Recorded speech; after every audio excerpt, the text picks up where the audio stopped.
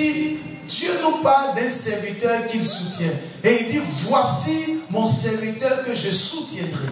C'est qu'en d'autres termes, il est en train de dire aussi, voilà mon serviteur que je ne soutiens pas. Le problème, ce n'est pas qu'il soit un serviteur ou pas. Le problème, c'est que le ciel ne l'accompagne pas. Donc tu peux être un serviteur qui n'a pas l'accompagnement du ciel. Tu peux être un fils du royaume dont le ciel n'est pas en train de travailler avec toi. Et donc quand tu es en train de faire des choses, tu luttes, tu rames, tu luttes beaucoup avant d'atteindre un peu. Pourquoi? Parce que le ciel n'est pas mis pour toi. Le ciel n'est pas en branle en ta faveur.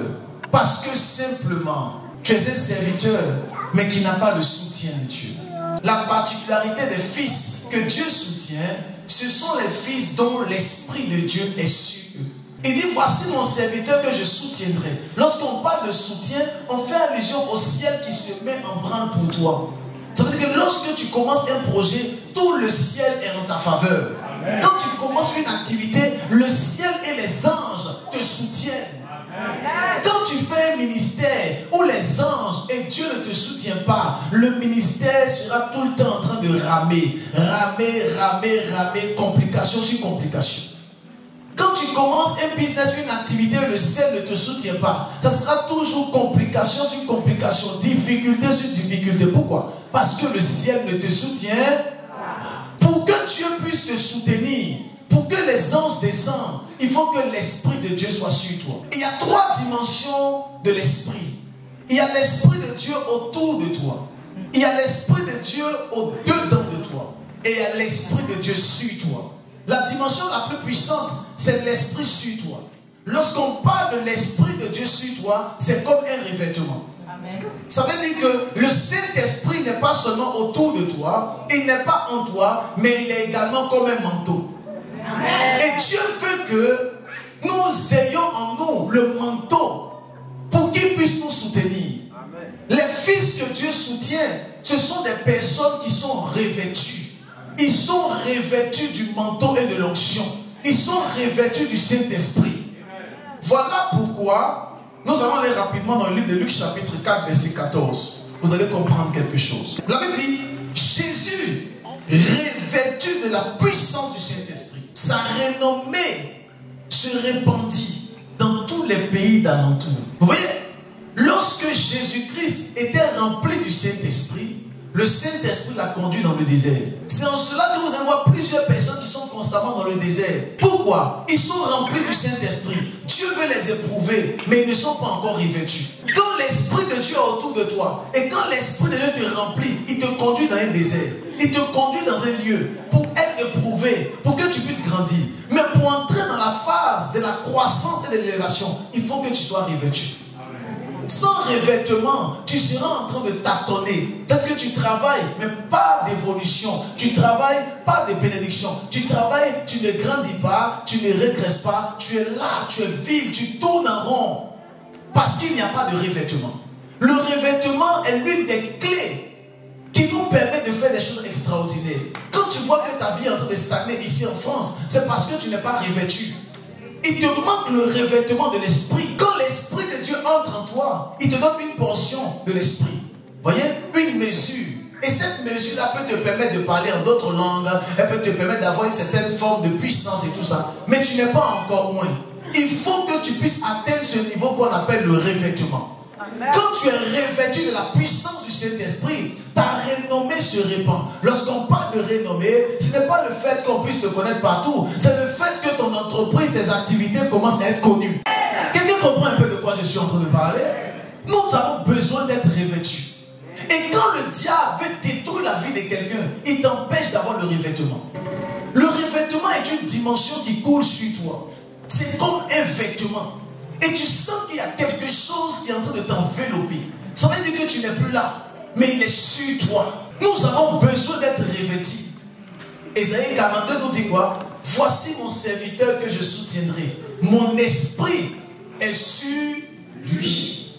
Parce que quand l'Esprit de Dieu est sur toi, tu peux faire des choses extraordinaires. Le ciel te soutient, les anges te soutiennent. Tout ce que tu entreprends réussit. Amen. Mais quand n'es pas revêtu, tu t'attends. Tu t'attends et tu t'attends. La grande question que quelqu'un me posera, c'est homme de Dieu, comment faire pour être revêtu? Amen. Vous devez savoir que la première des choses qui nous permet d'être revêtus, c'est la vision. Dieu ne révèle pas les hommes sans vision. Dieu révèle les hommes et les femmes qui ont une vision, un objectif, qui savent où ils partent. Voilà pourquoi Ésaïe chapitre 42 verset 1 nous dit clairement que il annoncera ma justice aux nations. Voici la vision de ce serviteur. Il veut annoncer l'évangile aux nations. Pas à une nation, mais aux nations. Le ciel accompagne de grands projets. Si tu veux être revêtu, l'une des clés, c'est d'avoir un grand projet. Un projet pour les nations. Seigneur, voici ma prière, mon projet. Donne-moi s'il te plaît la voiture là, parce que ma cousine là, elle fait trop le malin maintenant. Quand tu entends ce genre de prière, il demande aux anges, mais cette dame-là, qui l'a envoyée sur la terre là-bas? Ramenez-la moi, s'il vous plaît. Parce que ta présence est égale à ton absence. Comment quelqu'un peut être en prière? Seigneur, regarde, ma cousine, elle s'est mariée. Moi, depuis là, je suis célibataire. Donc, tu es venu sur la terre, c'est un concours. Ceux qui ont des grandes visions, les grands esprits, sont accompagnés par le revêtement. Je prie aujourd'hui, pendant que ta main droite est levée, que tu sois un grand esprit au nom de Jésus. Que ton esprit soit élevé au nom de Jésus. Que ton esprit soit grand au nom de Jésus. Si ton objectif est seulement de pouvoir entrer dans le mariage, quand le revêtement arrive vers toi et que tu t'es marié, en quoi est-ce que Dieu est glorifié? Dieu n'est pas glorifié à 4h, à 5h du matin, c'est ce que vous faites. Ça n'engage rien le Seigneur. Maintenant, en quoi est-ce que Dieu est glorifié de ton mariage? Toi qui fais le jeûne sec pour le mariage. Les païens même ne jeûnent pas et se marient. Toi tu as fait 3 jours secs. Sans manger, sans boire. Mais quand on dit gênant pour l'église, elle ne gêne pas. Mais si on dit gênant pour le mariage, roulade en avant, roulade en arrière, chandelle. Elle est en prière. J'ai regardé une vidéo sur TikTok, une jeune dame de 18 ans, on lui dit, il faut prier pour ton mariage, elle fait comme ça. Seigneur Jésus. Elle n'est même pas concentrée. Elle attend 25 ans, elle prie comme ça. Seigneur, toi-même regarde la situation. Là, j'ai en train d'avancer. À 35 ans, Maro, Velegados, Kilara, Valo, Kelilo, Novalia, Garaloba. Et quand elle attend 45 ans, on dit maintenant elle fait roulade en avant, roulade en arrière, chandelle. Elle prie fortement. Tous les ancêtres de ma famille.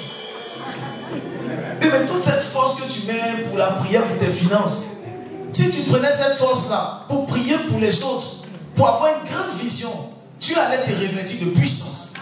Tu ne peux pas entrer dans la maison de Dieu et aller demander l'or et l'argent. C'est pas bon. Je vous dis la vérité. Quand tu rentres dans la présence de Dieu, demande des choses encore plus grandes. Oui, afin que Dieu puisse te revêtir et qu'il puisse permettre que tu puisses être élevé. Dieu sait que tu as besoin de finances. Mais quand tu rentres dans la présence de Dieu, tu ne parles pas d'argent. Tu parles pour les nations, tu parles de l'Ukraine, tu parles de l'église, tu parles des autres. Dieu va voir que cette dame-là, son cœur est pour les autres. Je vais la stabiliser dans sa relation amoureuse. Je vais ouvrir la porte des finances et je vais transformer sa destinée afin qu'elle puisse impacter les nations. Quand toi tu rentres dans la présence de Dieu, ta manière de prier doit changer. Tu ne dois pas prier comme en 2023 et en 2024. Ta manière de prier doit changer. Tu dois prier maintenant pour les autres. Tu as un objectif et ton objectif doit grandir. Ton objectif doit grandir. Change tes sujets de prière, s'il te plaît. Prie maintenant pour les autres et prie maintenant pour un grand projet. Afin que l'Éternel puisse te revêtir. Le deuxième élément qui nous permet d'être revêtus, c'est ce qu'on appelle le jeûne. Regarde ton voisin dans le blanc des yeux. Dis voisin, laisse-la tiéquer, s'il te plaît. Parle bien, dis laisse le miando et les pâtes bolonaises.